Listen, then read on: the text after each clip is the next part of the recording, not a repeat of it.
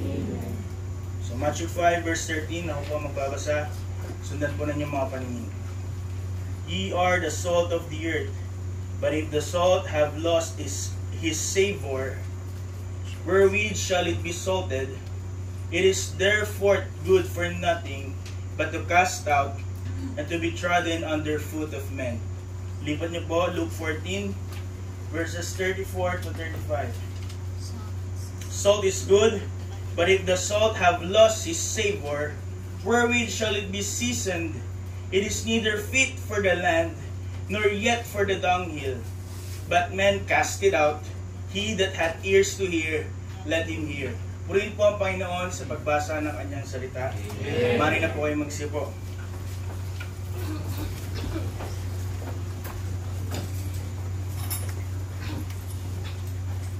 Siguro po sa tagal po natin, mga mananampalataya, sa tagal na po natin sa iglesia nito, ilang beses na po natin na-encounter yung pangalan na ating po pag-aaralan, lalo na po sa mga matagal na sa iglesia. Marami na tayong mga komentaryo, marami na tayong mga devotional na pag-aaralan, marami na tayong mga nakitang interpretations, marami na tayong mga binigay na interpretations. Lahat ng mga interpretation na to ay may mga kahulugan na nais ikabit sa metapora na ibinigay po ng Panginoong Yesus. Ang typical na claims about this metaphor is that ang mga mananampalataya bilang mga asin ng mundo ay isang flavoring agent na nagbibigay ng lasa, unique and pleasant taste towards this world. Gayun din, kaakibat nito ang argumento na bilang mga asin, ang mga mananampalataya daw ay mga preservatives or preserving agents, kung saan ang mga mananampalataya ay ginagamit to hold back moral decay. At lastly, isa sa dahil nga Baptist yung mga nabibigay interpretations, tatlo yung points. So yung last na point po na usually ginagamit po para po dito ay yung pagiging thirstying agent ng isang asin.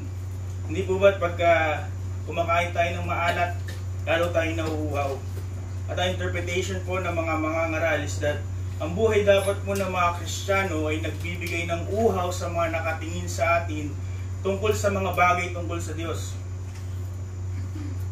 So itong mga bagay na ito ay tila tama, tila maganda. Ngunit kung inyo pong naalala, noong 2019, ito po ay isa sa mga pinangaral po ng ating pastor. Isa sa example sa hermeneutics ng ating pastor, na kung saan po may mga bagay that sounds appealing, that sounds good, looks good, but they are not exegetically right. Hindi tama ang interpretasyon, hindi tama ang pagtanggap. They can be preached well, ngunit hindi po yun ang nais ipakaulugan, hindi po nais hindi po yun ang mensahe ng Panginoon mula po sa mga salitang ito. So in these cases, ito po ang nagpapakita ng ating pagnanais sa on how we address such verses. Kung pinapakita on how we handle testing the scriptures. Kung paano po natin hinahanap ang kahulugan ng mga bagay na ito. Pinapakita po sa mga pagkakataong ito how we seek God's meaning through His Word, or how we seek confirmation about things that we want to hear from God. Ulitin ko po. In such ways, ng pag-aaral, may kita po natin kung naghahanap po ba tayo, hinahanap po ba natin ang salita ng Diyos mula sa kanyang salita, o naghahanap po tayo ng magsusuporta sa mga bagay na nasa isip na natin, na sasabihin natin ay galing mula sa Diyos. For instance, hindi po ba lagi nating naririnig yung mga paggamit ng mga salita po ng Panginoon na judge not, na sinabi ng Panginoon, hindi dapat tayo nang huhusga. At ang paggamit natin noon is bar, to alisin yung correction, alisin yung rebuke. At ang nagiging resulta po ay nagkakaroon ng toleration. Hinahayaan na lang yung mga tao, hinahayaan yung mga kapatid na nagkakasala. Ngunit ang katotohanan po, ang tunay na konteksto ng kung inyong naalala, konteksto po ng mga talatang ito is to judge. But before we judge, we have to judge ourselves. Gayun din po sa instance sa buhay ni Jacob, kung paano pong mas binigyan ng pabor ni Jacob si Esau. Ngunit sa kabilang banda po si Rebecca, ang kanya pong pinili at tinulungan ay si Jacob. Again, mali pala, ang sabi ko ay si Isaac, mas binigyan ng pabor si Esau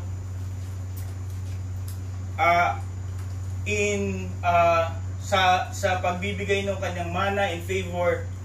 Ngunit si Rebecca naman is choosing Jacob over Esau, na marahil makikita natin na hindi laging tama ang lalaki. Sasabihin natin, ito ay prinsipyo na nagsasabi that women should be empowered because sometimes they're right. Ngunit hindi po yun ang punto. Hindi po yun ang pinaglalaban ng mga talata. Ang pinapakita po dito yung sovereignty ng Diyos on how sa mga pagkakamali, mga kasalanan ng tao, ang kalooban pa rin ng Diyos ang masusunod. Kaya time and time again, tayo po ay sina-challenge na pastor natin to rightly divide the word of the truth. Katulad po ng challenge ni Apostol Pablo. Hindi lang po ito para sa mga pastor, sa mga ngaral, bagkus para sa bawat isa. To rightly divide the word of truth. Dahil napakarami po natin pwedeng pulutin na hindi dapat natin pulutin. Marami po tayong mga interpretasyon at tila baga tama, ngunit hindi. Hindi po ba yun po ang pinakadahilan kung bakit po tayo tinuruan ng proper hermeneutics? The question remains, ilan sa atin ang tunay na natutunan yung proper hermeneutics, this discipline? Kaya po tayo babalik sa mga bersong ito na pinaliwanag na po na mabuti ng ating pastor.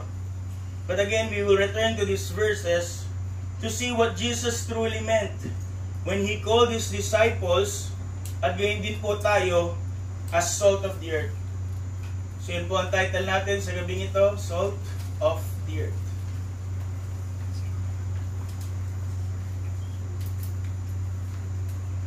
Nung tinawag po ng Panginoong Hesus sa kanyang mga alagad na asin ng mundo, He was not speaking of the same. Ito po, ang picture po na meron po dito is not the same as what we picture. Hindi po ito ay nakalagay sa ating countertop, marahil nakalagay sa mga shaker, o yung iba sa malaki pa ring lalagyan na meron lang gupit o kinagat pa nga minsan. Hindi po ito asin na kung anong meron tayo sa panahon natin. Hindi po ito yung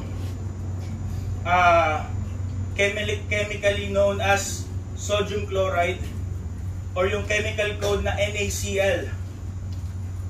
Ano po ang tunay na, ano po yung asin na pinipicture at dapat po nating tignan to interpret these verses. So ang major producer ng asin po ng ancient Israel at maging hanggang sa panahon po ngayon ay ang asin mula po sa Dead Sea. Ang Dead Sea po, kung inyong naalala, is 10 times saltier than the ocean sapagkat sa kanya pong pagkakagawa sa kanya o kanya pong structure. Siya po ay may mga inlets, tubig papasok mula sa Jordan River sa mga little streams papunta sa kanya, ngunit wala po siyang palabas.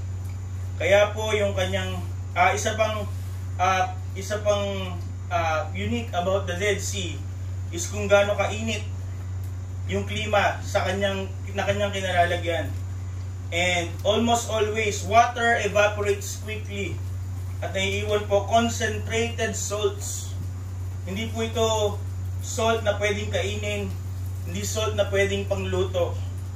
but rather, ang paggamit po nito in ancient times is to fertilize the land and to restrain decay in refuse o sa mga dumi o sa mga pataba. Ano po ang characteristics ng asin na ito? Characteristic of giving life and purifying. To fertilize the land and to restrain decay in the refuse. So when Jesus spoke this in Luke, a parable, and when Jesus called his disciples the salt of the earth in Matthew, ito po ay pagtatalaga ng dalawang panawagan. He was declaring na kanyang mga tagasunod, as salt of the earth, are to be fertilizers of goodness, and they are supposed to be disinfectants against corruption. This is a dual role na ibinigay po sa lahat ng mga tunay na mananampalataya. It is not either, it's not or, but both. Ito pong uri ng asin ang ating pag-aaralan sa gabing ito. And if his disciples fail to play this role, ano po ang sabi ng Panginoon? They are useless. If we are not able to do this calling, we are not able to fertilize goodness, we are not able to disinfect corruption, tayo po ay good for nothing salt. Useless, should be discarded, trampled underfoot. So, atin na po agad tingnan ano po yung dalawang calling from this name. First, let's look at the potent salt. Again, hindi po ito asin na meron tayo sa bahay na ginagamit natin sa panluto. Kung ating pong pupuntahan yung sa Luke at ating titingnan ito in a positive sense. So sabi po ng Panginoon sa Luke, sa kanya pong parable about the salt. Sabi niya po, salt is good, but if the salt have lost his savor, wherewith shall it be seasoned? Ngayon, kung gamitin po natin, sabi niya po, kung hindi effective yung asin na ito, ano ang paggagamitan nito? Yung hindi effective na asin daw po, hindi dapat gamitin, is not fit for the land, and it's not for the dunghill. And if we put it in a positive sense, let's put it like this, ang asin na hindi nawala yung kanyang effectiveness or usefulness, ang asin na binabanggit ng Panginoon that is useful, is fit for the land, and is for the dunghill. Nagigets niyo po? Naintindihan niyo po? Sabi po ng Panginoon, the salt that has lost his favor is not fit. Sabi niya po, neither. Pag sinabing neither, dalawang options na parehas hindi. Neither fit for the land, nor yet for the dunghill. Yun po yung asin that had lost its savor. Ngunit kung atin pong tutukuin, gagamitin ito in a positive sense, ang sinasabi po ng Panginoon, that this salt na kanya pong sinasabi, tinutukoy sa mga ipinapangalan sa kanya pong mga disipulo, is a salt that is fit for the land, and that is for the dunghill. So first natin pong tignan, salt that is fit for the land. So nawa hindi na po iba sa atin that ancient Israel is really dependent upon agriculture. Kung niyo pong naalala sa ating pag-aaral ng branches, isa sa kanilang mga simbolo ay yung vineyard. So kung kayo po ay pamilyar, ang kanila pong kalendaryo ay nakabatay sa pagtatanim, pag-ani. Yung mga 7-7 ay binigay ng Panginoon ay may kinalaman sa farming, pagtatanim at pag-ani. So nung panahon po ng mga Israelita, farmers knew na kung hindi po nila katulad ng sumpa na ibinigay ng Panginoon sa lupa, they knew that without enriching the land, yung kanila pong pananim ay hindi po tutubo, hindi lalago. That's why dito po papasok yung salt na main source. Yung kanila pong main source ay galing po sa Dead Sea. So this salt was full of minerals because of, yun nga po yung geographical, yung weather, na kung anong meron po dun sa Dead Sea. Ito po ay puno ng minerals. Hindi po lang siya basta sodium chloride. Marami po mga minerals included here. Katulad po ng potassium. So isa po sa mga kailangan ng mga halaman to grow, kailangan po meron sa lupa is potassium. So ito pong mga asin na kinukuha po sa Dead Sea is not suitable for eating.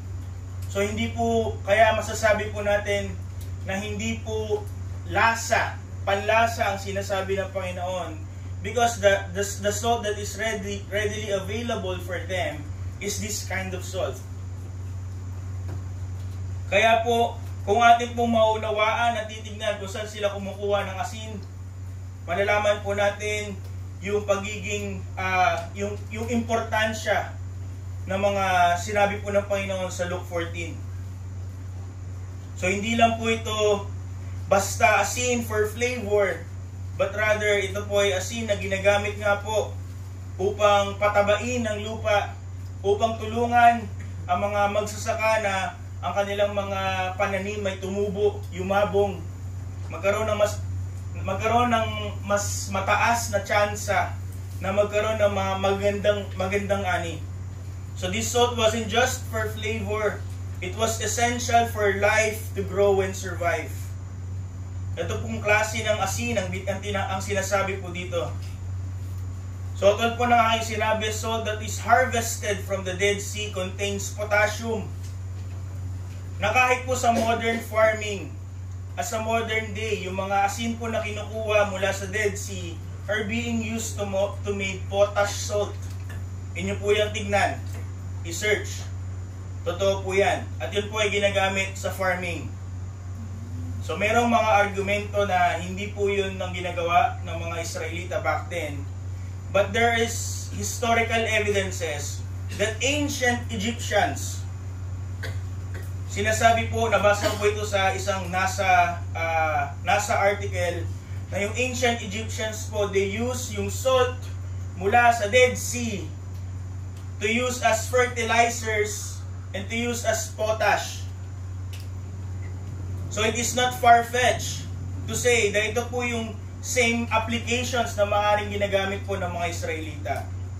So when Jesus said salt is fit for the land, naunawaan po ng kanyang ng mga nakikinig sa kanya, hindi po ito yung iodized salt, hindi po ito yung table salt na meron tayo. They understood na ito yung asin na kailangan to produce growth and sustain life. Salt that is meant to produce growth and sustain life. Again, Israel are dependent upon crops. And salt that is fit for the land pictures how God expects His people not only to live righteously for themselves, not just to live righteously themselves. Makinig po tayo. Salt, ang pangalan na ito is how we live, how we ought to live with others, kung ano po dapat ang expectation sa atin with regards to others. So marami na tayo ng pag-aralan. We are expected to live righteously, but we are called salt fit for the land. Ang ibig sabihin po nito, we are also to promote this righteous living. We are to promote growth in others. Nung tinawag po ang mga Kristiyano as salt, ibig sabihin po nito kahit saan tayo, sa tahanan, sa paaralan, sa trabaho, kahit saang komunidad, we are meant to fertilize life. Magbigay buhay. Buhay na mula sa Diyos. We are supposed to fertilize godliness, hindi lang po sa ating sarili, but also in others. Sa mga asawang lalaki, A husband fertilizes his home through prayer, love, and godly leadership. Maaari ito sa pamagitan ng pag-inspire sa kanyang asawa to live faithfully and guide his children in righteous living. Hindi ito isang passive na pamumuhay lamang, bagkus an active living that ang goal is to affect the people around him, the people around us, sa mga trabahador, sa ating mga empleyado. Ang pagpapakita po ng ating pagiging fertilizer will be seen in how we work, in our integrity, in our diligence, in our excellence. We are to influence yung ating co-workers to pursue honesty and godly character. Sa mga magulang, ito po ay makikita on how we nurture our children, ang ating mga anak, through guidance, instruction, at mabuting ehemplo. Ang goal is not to give yung lahat ng gusto ng anak, but the goal is to cultivating godliness para sa mga susunod na henerasyon. Bilang mga kaibigan, we live as salt if we are faithful in our witness, if we offer support sa mga nangangailangang kaibigan, if we hold ourselves accountable sa mga pagkakataong tayo nagkakamali, if we give encouragement, sa pamamagitan nito, we try to fertilize them by trying to shaping them, people around us, to make godly choices. Sa iglesia, hindi lamang po sa pagiging tapat sa church services, but to have a faithful witness, to compassionately serve God and others, at to reach out the lost. Tayo bilang iglesia could show us as salt by aiming to transform transform the city or the barangay that where we are. At ating aakayin ng mga tao na nasa atin to follow Christ. Hindi lang siya basta namumuhay ka bilang Kristiyano, ikaw lang. Hindi yun po ang sinasabi ng Panginoong Hesus dito. Ang isang Kristiyano will live na as a fertilizer sa mga tao na nasa paligid natin. Ang mundo po ay spiritually dead and barren. Ilang beses na po nating napag-aralan. At gayon din ang ating dating kalagayan. And if not for people who reached us, tayo po ay mananatili sa ganung kalagayan. But because may mga tao po na nanindigan and have acted as salt of this land, fit for the land, they have influenced ang ilan sa atin. They have shared the gospel. Nakita natin yung kaibahan ng mga tao ito, yung kanilang buhay. That's why it became an open door upang tayo rin po ay makilala sa Panginoon. Mabahagi na ng Ebanghelyo. The world is spiritually dead and barren, and God has placed each and every one of us bilang instrumento ng kanyang influence.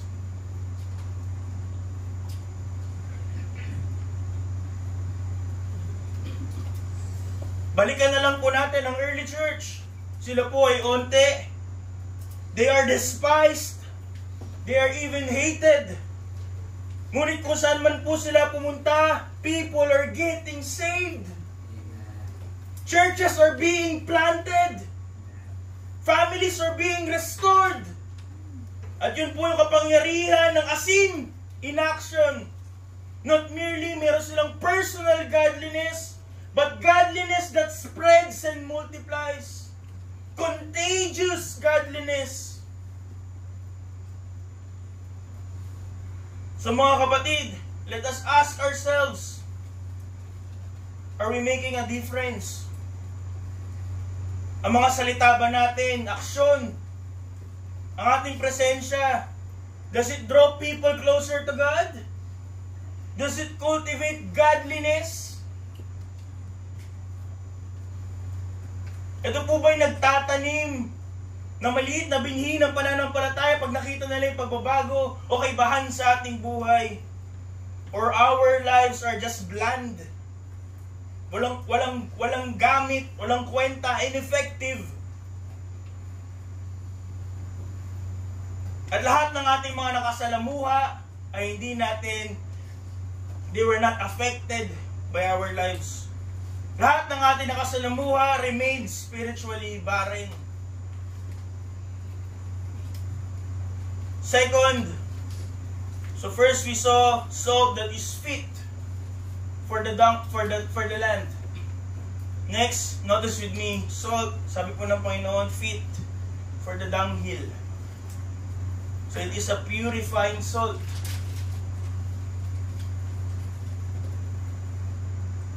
So babalikan po natin sa verse 35 ng chapter 14. In a positive sense, sinasabi po ng Panginoon, salt that had not lost its savor is fit for the dunghill.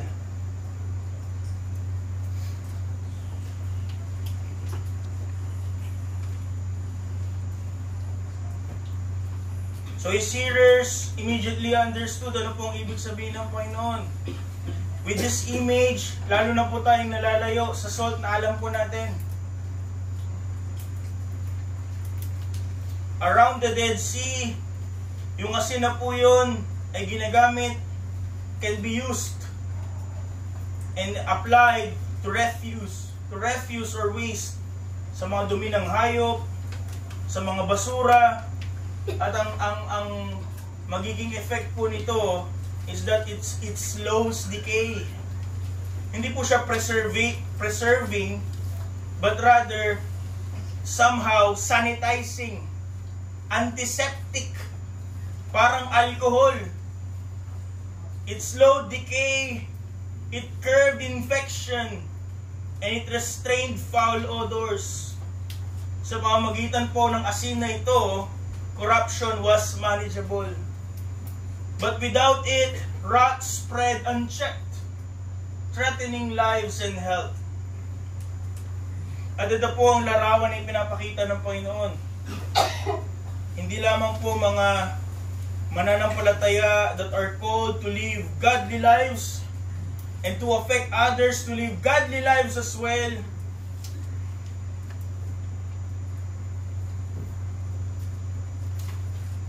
Ngunit ito po'y panawagan ng Panginoon sa mga mananampalataya to actively oppose and fight corruption.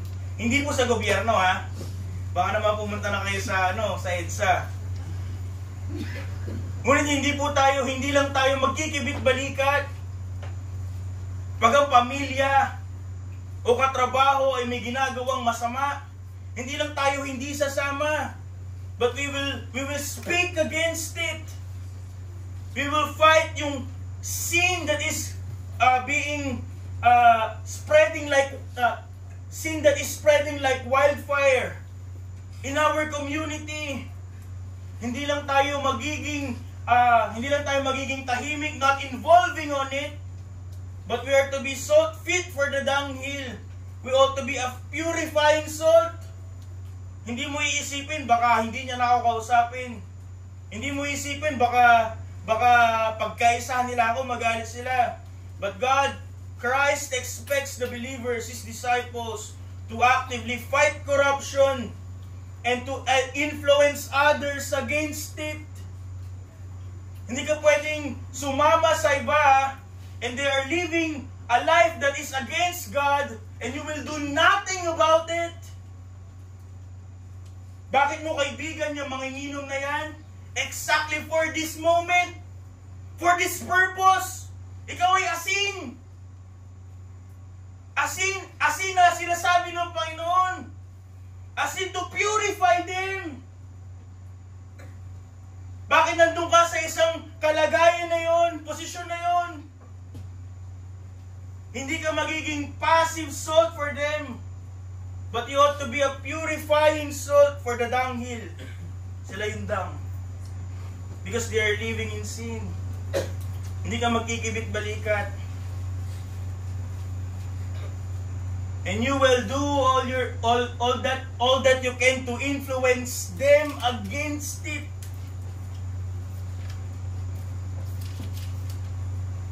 Hindi lamang po ang ating mga salita, ating aksyon, ang ating presensya ay nagpapakita ng pagiging makadiyos, paggawa ng kabutihan, but rather it should be a presence. Our words should be words, and our actions should be actions that confront sin, rebuke sin. Hindi lamang po sa mga taong nasa paligid natin, hindi lang po sa mga kapatiran, bago sa mga taong nasa paligid natin.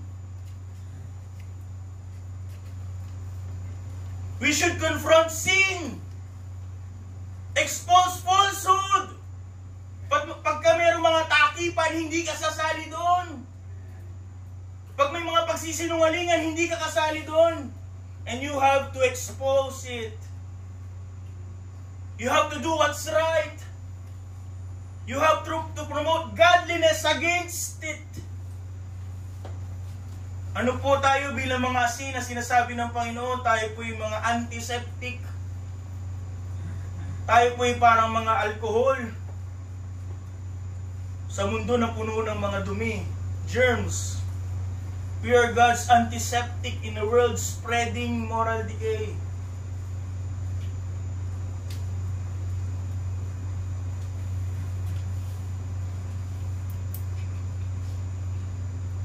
We are not to act passive.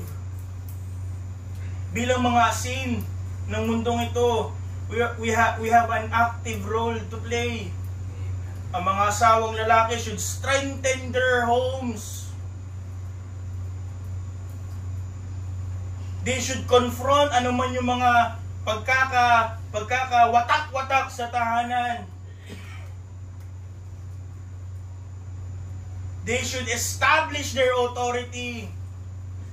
They should be a model of patience and faithfulness. At ang mga asawang lalaki should do everything that they can to encourage yung kanya pong pamilya to honor God in daily choices. Katulad na sinabi natin na tayong mga empleyado, we will not just, hindi lang po tayo hindi sasama in dishonesty, but we will fight dishonesty. Hindi tayo kabilang sa mga tamad, we will fight laziness at workplace. Hindi po tayo sasama sa mga unethical practices, but we will challenge unethical practices. We will inspire co-workers to act with integrity and diligence. And most especially, we will show our co-workers na ang Diyos po ang dapat inuuna. Amen. That you can do all these things at ang Diyos pa rin ang uunahin. Amen. Ang mga magulang ay hindi po magpapabaya sa kanilang mga anak, magpapabaya sa pag-correct, sa pagdisiplina. Christian parents, salt parents, ought to correct, discipline, and guide their children in love. Hindi lamang po kinokorek yung mali, but actively tinuturo kung ano po dapat yung tamang pamumuhay.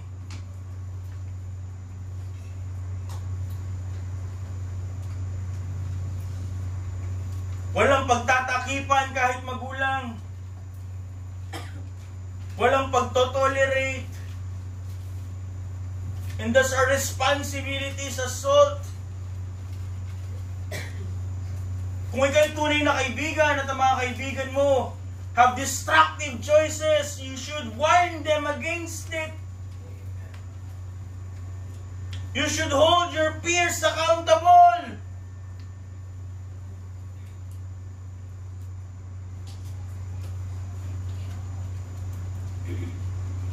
At nawa yung mga naririnig na mga payo sa atin ay payong makadiyos. Mga examples na nakikita sa atin ng ating mga kaibigan ay examples na makadiyos. And as a church, we should confront corruption.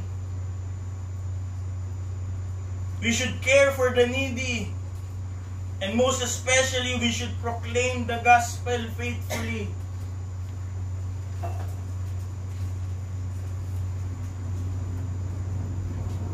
At kung wala po yung paglaban na ito, ano ang mangyayari sa mundo? Ano ang mangyayari sa ating komunidad? Kung wala yung ganitong paninindigan, ano ang mangyayari sa ating pamilya? Hindi lamang po ito panawagan, ngunit ito po ay pangangailangan. Sapagkat ang mundong ito ay pasama ng pasama. Paano ang ating mga anak? Anak na mga anak? Kung walang maninindigan bilang mga asin sa mundong ito. Without this active influence, ang corruption po sa mundong ito ay hindi titigil, hindi matitinag. Corruption will spread unhindered. Lies will multiply. Selfishness will prevail. And sin thrives unchecked.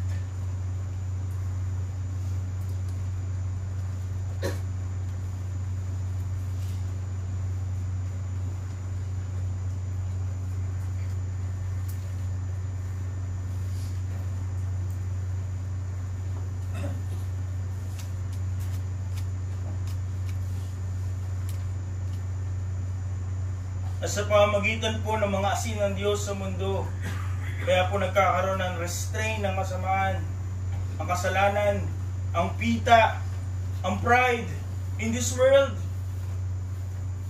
Hindi man tayo yung mga naninindigan, hindi man tayo yung mga tumatayo upang kumalaban sa mga soji bill na ganyan. Ngunit may mga mananampalataya that are doing their part. And we should do our part kung saan po tayo nilagay ng Diyos.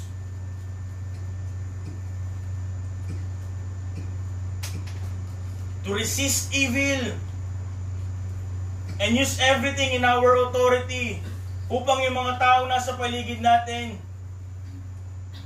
we influence them against the evil that they are doing. Kasalanan na kanilang pinamumuhay. Sabi po ni John Stott, the church is to be a moral disinfectant in a world of corruption.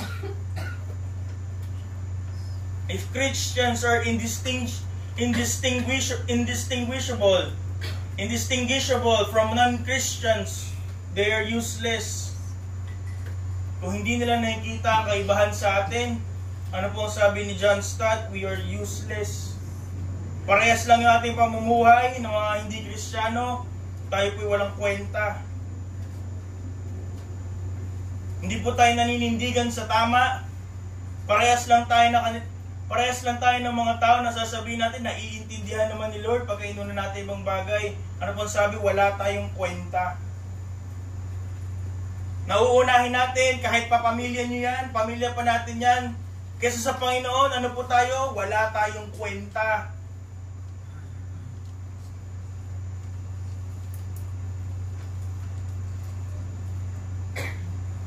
Ang mundong pong ito ay nabubulok. At ang ating pong trabaho is to be a disinfecting salt to prevent the decay.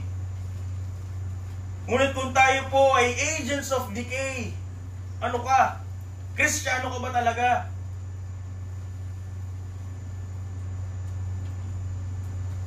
So as Christians, as salt, hindi po tayo, we are not to merely avoid sin. We are to actively confront it. Kung mga tao sa paligid natin ay walang banal na espiritu, maging boses ka ng banal na espiritu sa kanila.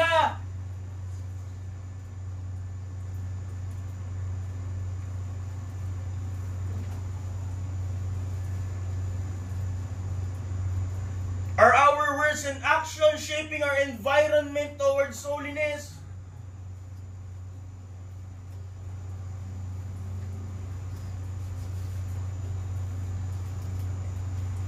Pagka ba sila ay nag-isip na pumunta sa lugar na hindi ka dapat, maiisip ka ba nilang yayain? O maiisip nila, hindi yan? Pag naisip natin mga mahal sa buhay na mag-reunion na may araw ng gawain, iisipin nila, sasama yan. O isipin nila, hindi yan.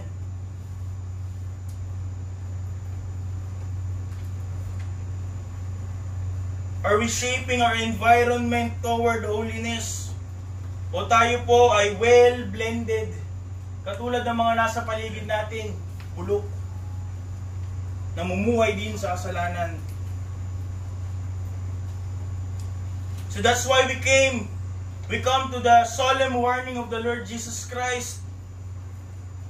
Ito po hindi isang retorika.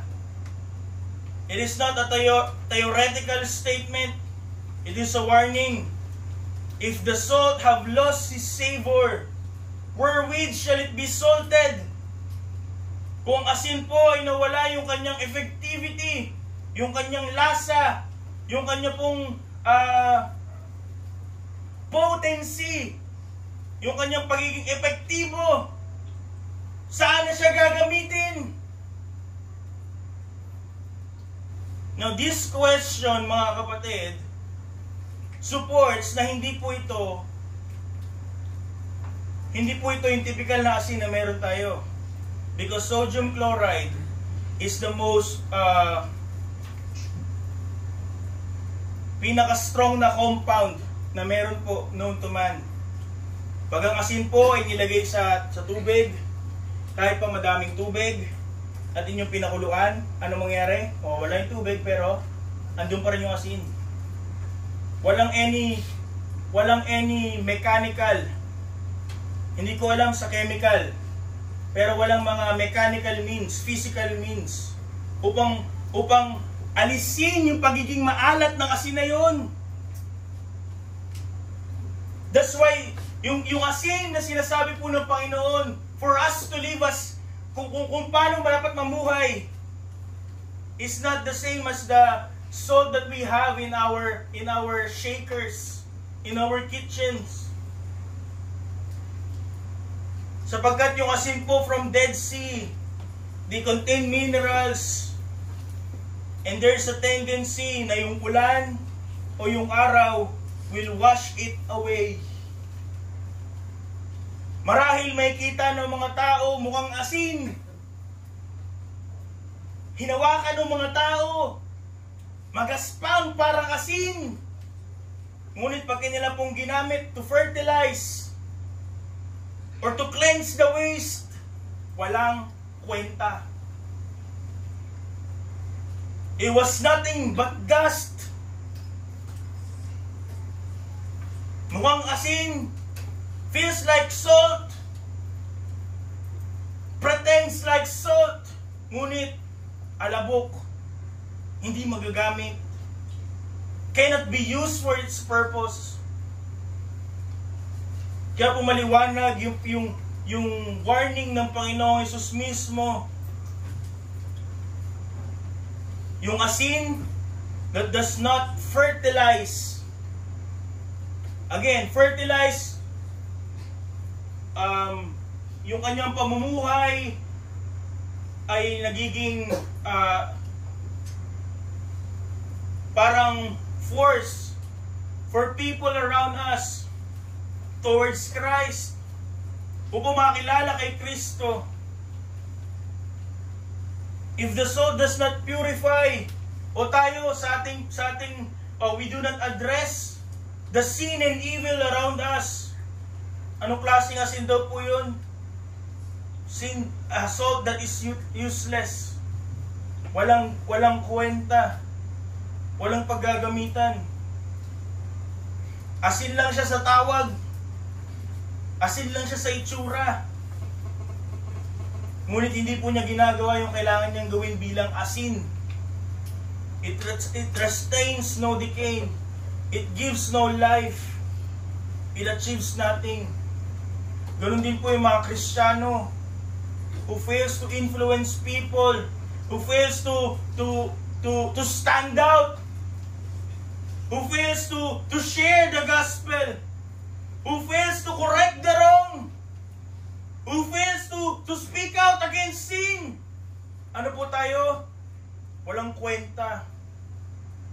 Baka nga hindi Kristiyano eh.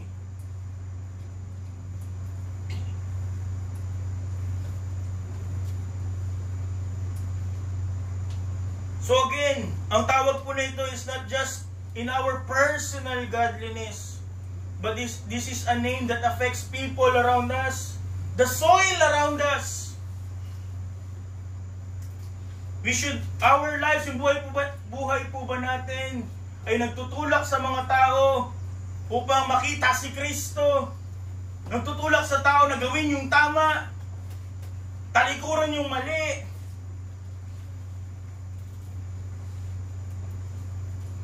But there is this perilous possibility.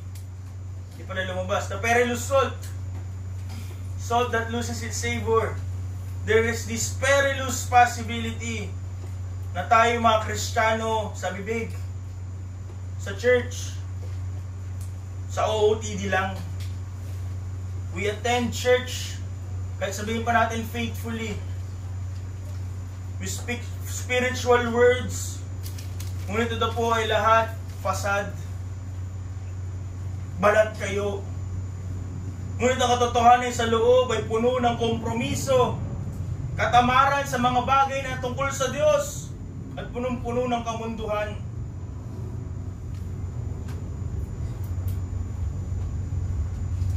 Supposedly, we are to be distinct. Iba. Asin sa lupa.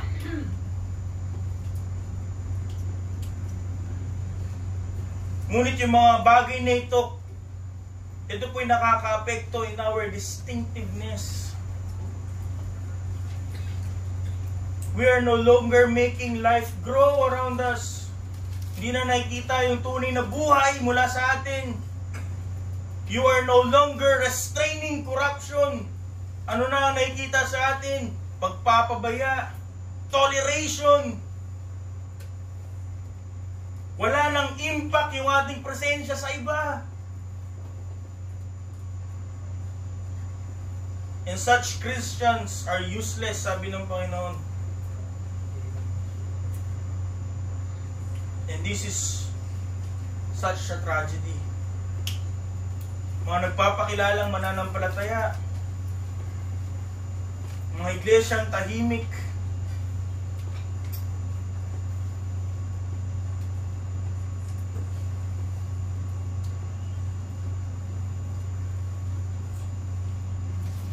the Lord Jesus Christ warned us that they are cast out, trodden underfoot. Hindi sila yung mga mananampalataya that are persecuted dahil sa kanilang pananampalataya.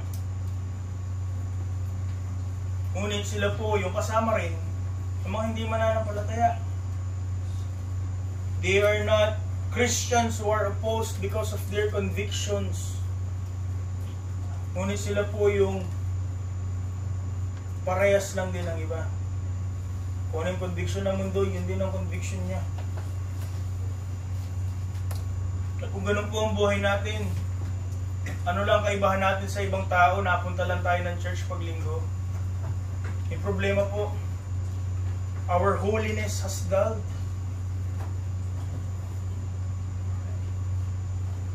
Ibig sabihin po nito, ang ating testimony is weak. And we have ceased to influence ang ibang tao towards the ways of God. At kung ganitong klaseng Kristiyano tayo, we are useless.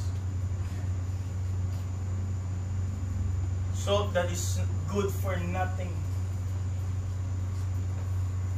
Kundi itapon sa daan at tapak-tapakan. Walang gamit para sa Diyos. Ngayon mga kapatid, kaya niyo pong tapusin ko dito. Ang pangalan pong ito ay hindi suggestion. The Lord Jesus called His disciples salt of the earth kung saan they should be actively living holy lives, and they're actively, yung kanila pong pamumuhay, they actively call people to God, call people to live holy lives as well. They're actively refusing, they're actively fighting against sin, and they're actively correcting yung mga tao around them. Ito po ay hindi suggestion kung paano mamuhay ang isang Kristiyano. Hindi po sinabi ng Panginoon, ye can be salt. Pwede kayong maging asin ng mundo. Hindi niya sinabi, magiging asin kayo ng mundo. Sinabi po ng Panginoon, it was a declaration, ye are the salt of the earth. At again, ang pagiging asin po is to live godly, to live holy lives, mamuhay ng iba, and to actively influence others toward righteousness. Walang lugar dito yung toleration, pagtatakipan,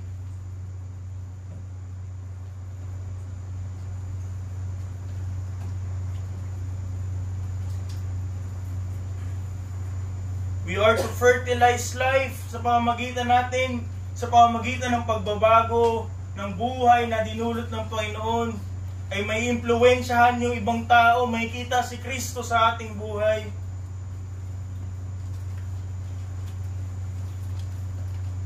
At sa pagbabago yun, may kita nila, mali pala yung ibang mga ginagawa. Dapat pala yung baguhin. We confront sin in our houses, in our families, sa mga lugar that we have authorities. Magulang ka, ang buhay ng anak mo hindi tama. Then you have to be a salt in your house.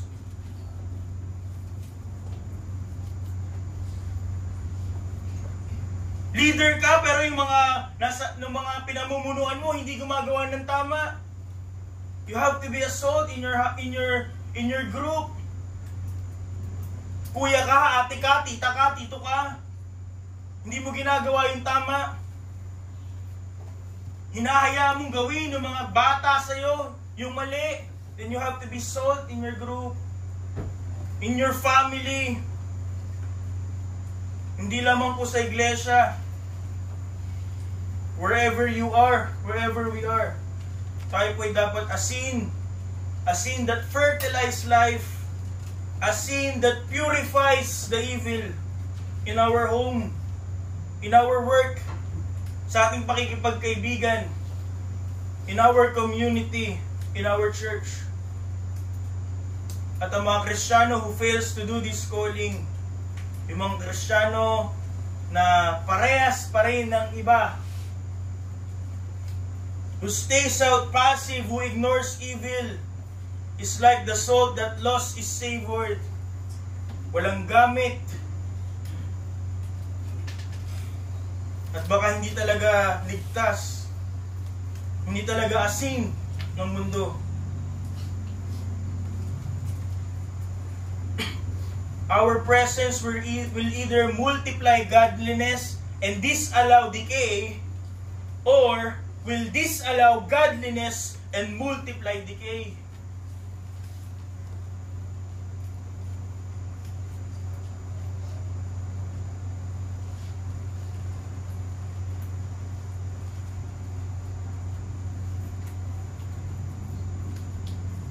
Kaya po tayo nilagay ng Panginoon sa anumang mga aspeto, anumang mga lugar, anumang mga relationship. God has placed us to make a difference. Nilagay po tayo ng Panginoon upang maging mga asin.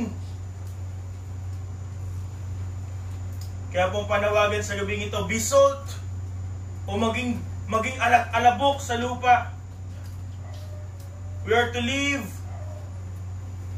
to promote growth. We are to live to promote godliness, and we are to purify, live to promote purification, or to be trampled and be forgotten. At ito po ay demand ng Panginoon sa kanya po mga disipulo. This is not an option. Christ demands nothing less. Again, we are salt. Salt that fertilizes and salt that disinfects. The Lord Jesus Christ called His disciples salt of the earth. Tayo po ba ay pinamumuhay ang pangalang ito? Ito po ang salita ng Diyos. Amen. Happy mo sa tayo.